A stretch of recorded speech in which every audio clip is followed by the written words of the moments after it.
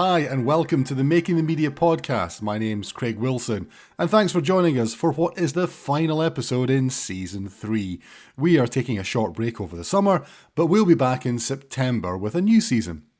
Remote working was something many of us had to do at work to get through the COVID pandemic. And in the world of post-production, it began as a must-do solution to keep things moving in the days of social distancing and restrictions.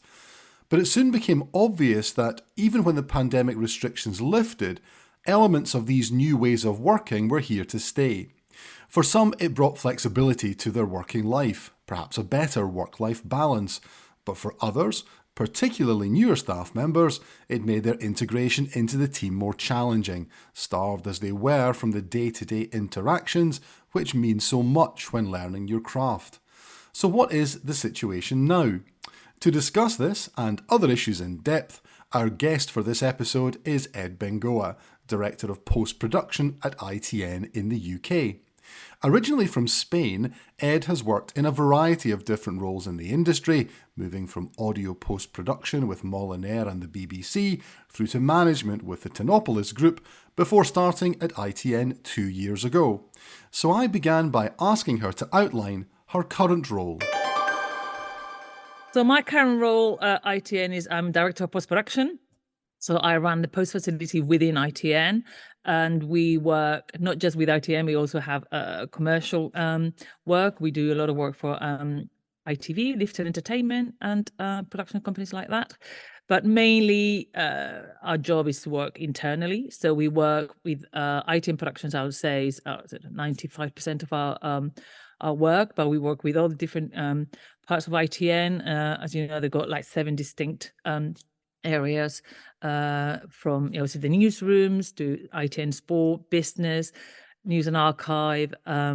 So we service all of them up to a point, not the newsroom so much. We do some long form work for ITV News long form team, like on assignments and the Tonight shows, but it's mainly ITN Productions, and they keep us busy. They're super, super busy. They've had the busiest year ever last year. And I think this year they've already surpassed that. So they have huge amounts of commissions from Channel 5 documentary, all the UK broadcasters, as well as Netflix, Amazon Studios, Peacock.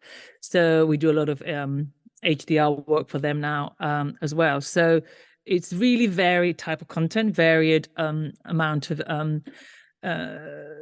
content from all of the other kind of it's things like we do anything like help for example business with corporate work, and then we do HDR. So it's kind of like a very varied, as I say, amount of content. Yeah, now people might be surprised. I mean, ITN obviously is, very well known as a news provider. It has an international reputation as a news provider, not just here in the UK. People might be surprised that it actually has a post-production arm. Yes, they are. And I think, it's normal for people to get, even myself, I was the same when before I came, it was like ITN is news, isn't it? But of course, they're award-winning news, and, but actually when you come here and you realize how much more than that they are, is incredible. And, and I guess, they started, post-production started as a kind of internal thing, but it's now become, a commercial arm as well. So, yeah, I don't think people ever think of post-production at ITN as a thing, but we're really, really big, and as I said, we do work for all of the different parts of ITN, including, like, as recently, ITN technology team, which are incredible, and they do, obviously we've done the coronation, we did the funeral, there's a lot of work that we collaborate with, and it's kind of like that kind of cross-pollination between the departments is amazing, because you can draw on so much expertise. I'm loving it. I'm loving being here because there's so much support from the different parts of the company that whenever you're doing something new, you can always draw on that expertise. So there's a lot of that going on, which is new to me, and I really, really appreciate being in that kind of situation now. So you mentioned that you started a couple of years ago with ITN. So clearly coming into an organisation which, as we all know, going back a couple of years from now, we're still in sort of COVID times, still restrictions. There was obviously lots of restrictions about working together, but also we've seen a huge growth in remote working and people being able to work remotely. So I wonder maybe two aspects of that is one is, Ed, in terms of your own experience of joining an organization through that period, how has that been? And then the second thing is, what do you think the impact, good and bad, of people being able to work remotely has been through that time? So yeah, I mean, joining ITN in COVID times was tough. It's really difficult to be here, and there was no one around. You kind of it took me about a year, as I was saying earlier. It took me about a year to get to know my own team, and it took me even longer to kind of get to know everyone else within the building. So I think that was hard, and I think that's definitely a completely different experience to any other kind of jobs I've ever done before. Not having that kind of initial get to know people and face to face type thing, which because ultimately I feel there's nothing like face to face. I mean, we can go into talking about the pros and cons of remote, but in that initial kind of like bedding in to any company, I think being in person would have totally helped me. I think is that idea. I always sort of talk about learning by osmosis, and it's like when you kind of in a office environment and you like new and you just listening to people's conversations and you say, oh, who is that? Oh, that's the exec on that is so and so that, and you just even by being there you're learning new things, you're learning to know who's who. You privy to conversations that you would not have at home. So I think I definitely kind of it took me longer, I guess, to get to know everyone and to get embedded into the company than it would have, I think, normally. Um, but in the kind of general kind of thing of remote and definitely in post-production, I think there's pros and cons, does it? I mean, there's obviously it's been huge amounts of pros in terms of kind of allowing people to have that whole balance, life work balance, and flexibility in terms of kind of caring for children, caring for so that's obviously great. I mean, also it's a pro is being able for us and for a lot of people, it's been kind of like scaling up and down in terms of the amount of facilities that you can offer.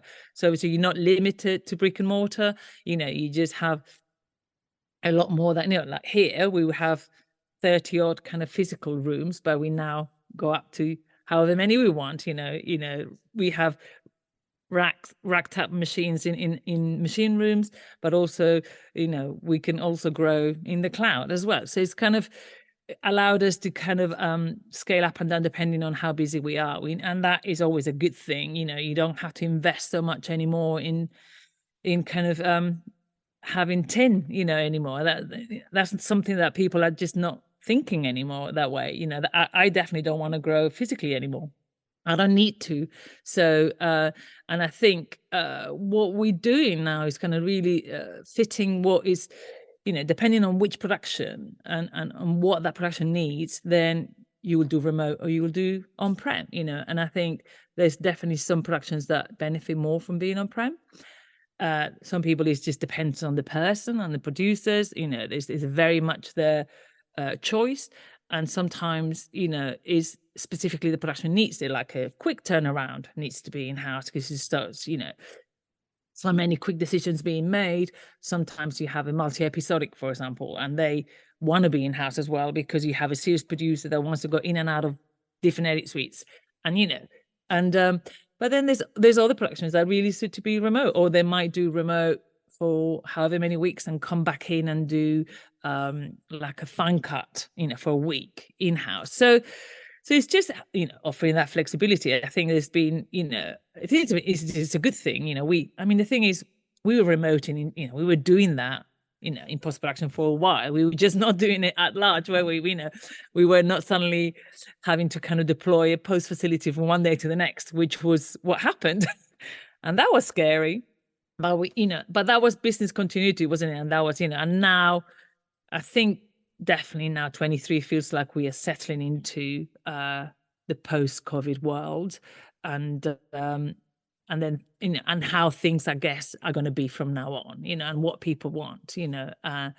I feel like, in so many ways things are settling down in terms of ways of working, and in terms of availability of staff, in terms of kind of catching up on and on having enough trained up people in the industry. As you know, we had a massive kind of sort of like a black hole in the thing, because we didn't have any new blood coming in. We didn't have any runners. Post-production facilities were closed. So that kind of, meant that we didn't have enough juniors coming through. And it was at a time, really tough to get the right skills and the right people in. Everyone was booked up. You couldn't get editors, you couldn't get edit assistants, you couldn't get, I feel this year we will catch up on that.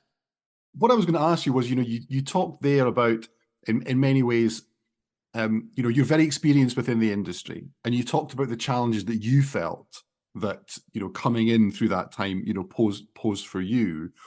What do you think it's meant for younger people coming into the industry, and how have you tried to work with the younger staff that you have within ITN to kind of foster them and help them through that period? And I also want to ask questions about lifelong learning and stuff like that as well, but specifically for newer people and younger people who've come in, how challenging do you think it's been, and how have you tried to work with them to help them through that?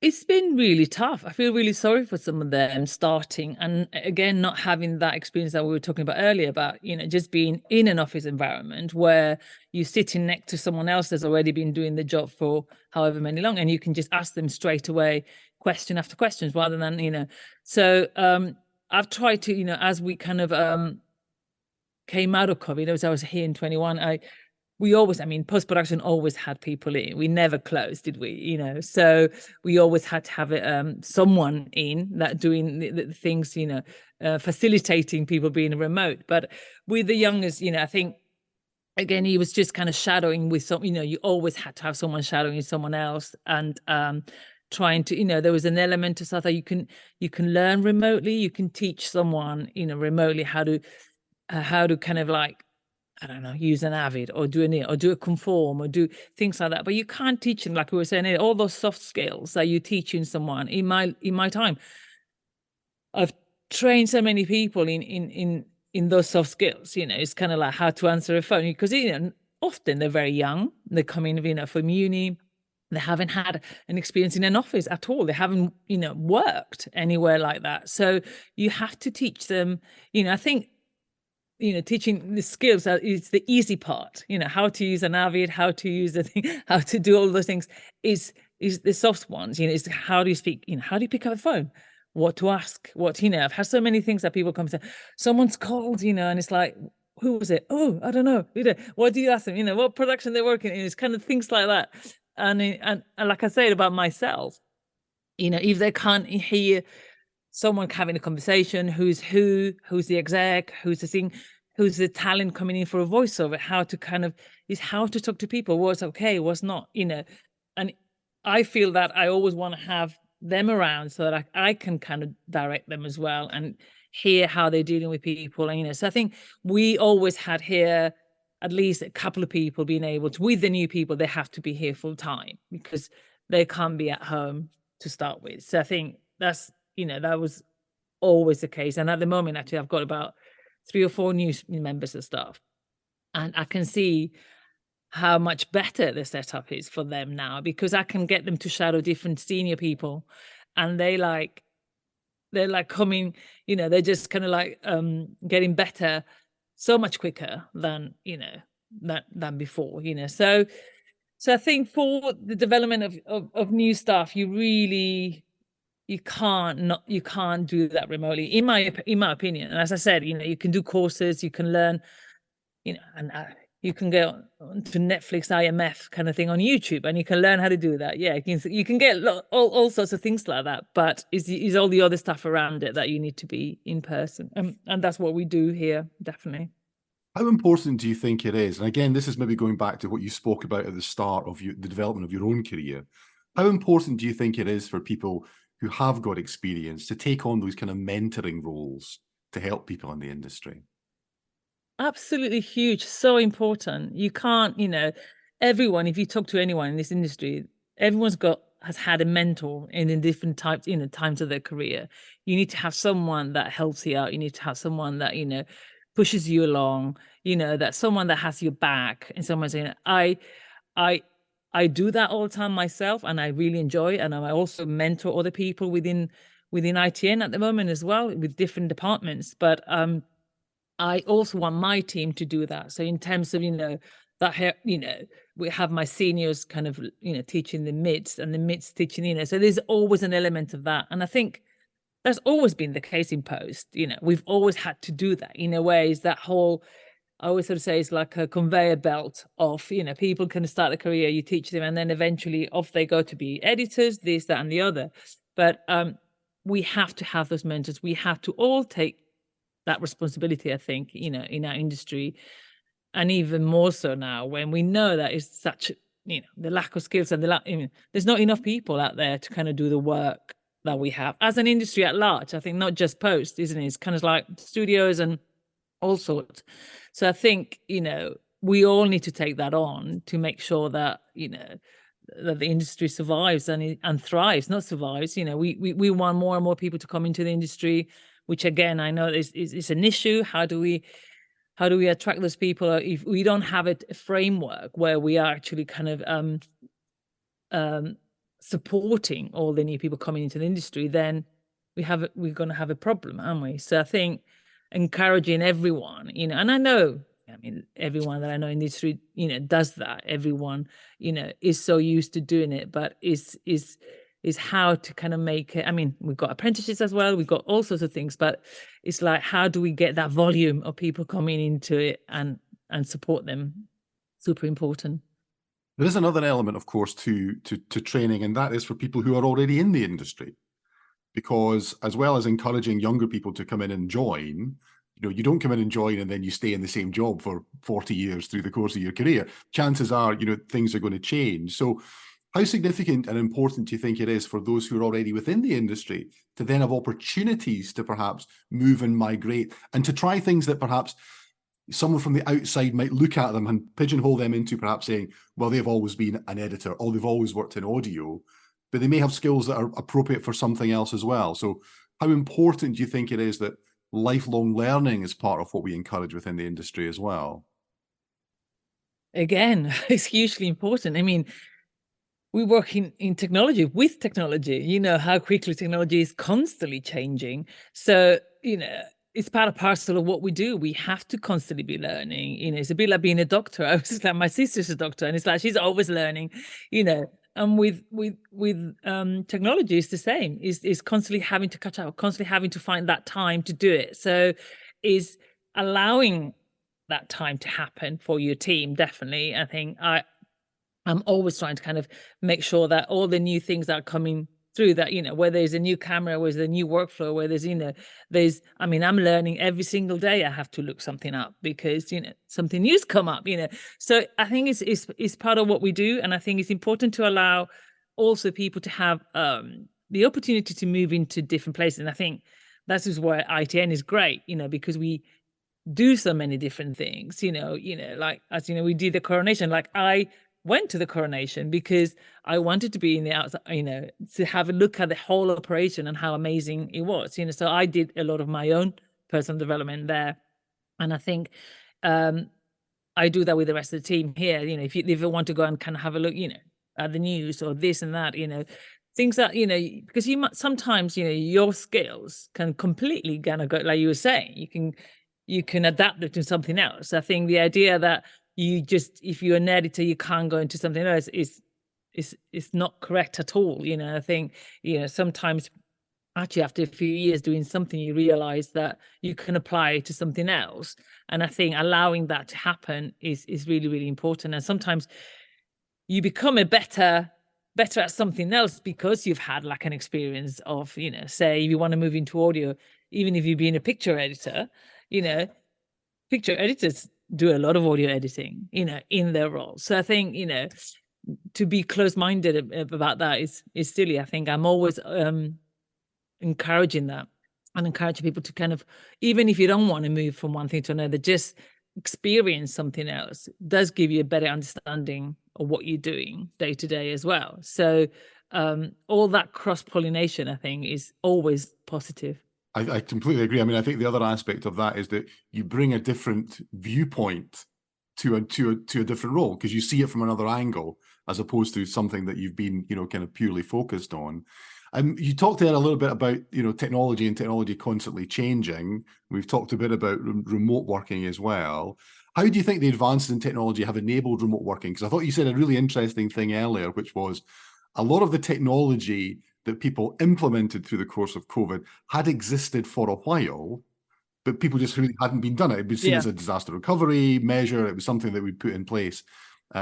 Whereas a lot of those technologies now have, to an extent, become mainstream. So how do you think the technology developments have actually helped deliver these kind of remote workflows that give you the flexibility that you mentioned earlier?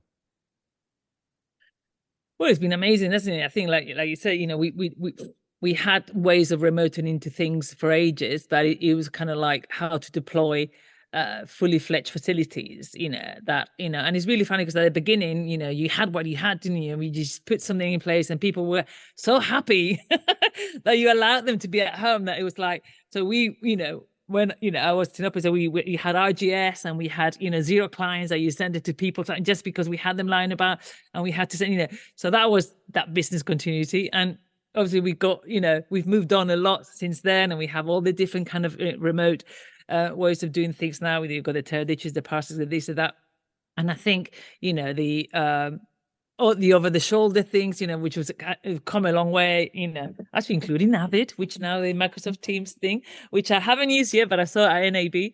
So things have got better and better, and I think now everyone expects that. So if like I said before, people were so happy to be at home, but now they're like, everyone wants everything to work absolutely perfectly. So if you're an editor at home, you're an edit producer somewhere else, and you exec somewhere else, and they want to kind of have a view, and all of those things have to come together seamlessly, and people expect that. So I think that's what's changed, and that's what technology has moved on so quickly, and so many people are competing to kind of have a slice of that market, which is a good thing for us, because we know that that people are going to want more and more of that, and you want to kind of offer something that works for them, and it doesn't obviously doesn't take more time. One of the things I found really interesting with technology and what you deploy, I sort of feel now that I can give my clients what they need. The tools are there, the technology is there, available, but I can't replicate. Going back to what's good and what's bad about remote, I can't make that communication between all of those different blocks of people happen. If that doesn't work, is actually the technology is there, but it's how productions and people that work in production learn how the new ways of working, and to make sure that they communicate in the same way as if they were in that room. Because we can't replicate, we can replicate it, but there's that thing about being in the same room and decisions being made super quick, and having that kind of communication that you can't really do in the same way. If you can give them the tools, but it's but you can't kind of sort of say, actually it's going to take you the same amount of time or not, so anyway, going back to the technology, I think it's amazing how it's changed, how it's progressed, how are the different kind of players in the market, and we constantly looking at the different ways of doing things, and which technologies better for what we do, and obviously in the kind of wider ITN as well, not just Post. I think now we have a lot more tools that we can probably use the same tools, in some of the remote. Definitely, we've up to now kind of had different, different solutions. But I think what's happening now is we kind of probably be looking at amalgamating some of the solutions that we have. Yeah, I mean, I think technology is one aspect. I think people is another aspect of it.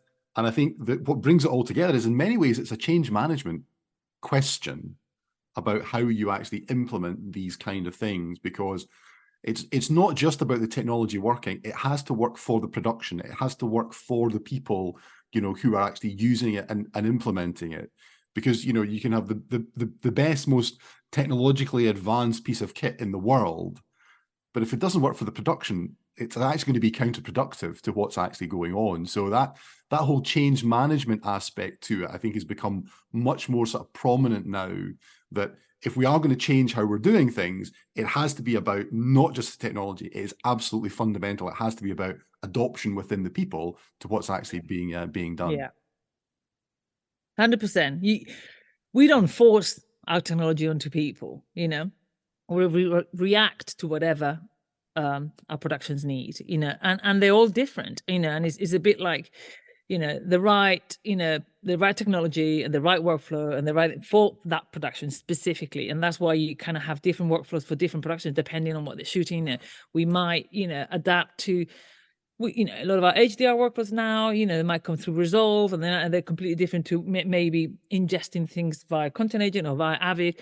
And it depends on so many things that are specific to that production. That's why, you sit down with the production team, you hear what they're doing, you hear what they're shooting on, and what they want to do, what they want to achieve, and then you provide for that, and I don't think, you're right. I think the technology is there for us to kind of grab, and there's so many different things there, but we don't force it on, we just have to make sure that our teams are happy with what we're providing for them.